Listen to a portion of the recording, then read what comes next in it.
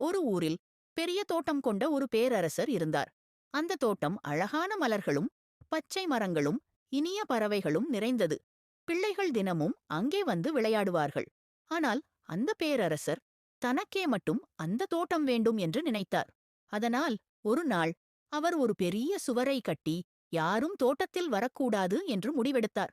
அப்போது அந்த தோட்டத்தில் சோகம் வஸ்திரமாக கட்டப்பட்டது. மலர்கள் மலரவில்லை, பறவைகள் பாடவில்லை, மரங்கள் வாடின. குழந்தைகள் வராததால் தோட்டத்தில் வாழும் எல்லா உயிர்களும் சோகமாக இருந்தன. நீண்ட நாட்களாக இந்த நிலை இருந்தது. பிறகு ஒரு நாள் ஒரு சிறுவன் சுவரில் ஒரு சிறிய துளையை கண்டுபிடித்து அதிலிருந்து தோட்டத்தில் புகுந்தான். அவன் விளையாடத் தொடங்கியதும் பிற பிள்ளைகளும் வந்தனர். அப்போது பேரரசர் தனது தவறை உணர்ந்தார். அவன் சுவரை உடைத்து குழந்தைகளுக்கு தோட்டத்தை திறந்தான். அந்த நாள் முதல் தோட்டம் மீண்டும் மலர்ந்து பறவைகள் இனிமையாக பாடின. குழந்தைகள் சிரித்து மகிழ்ந்தனர்.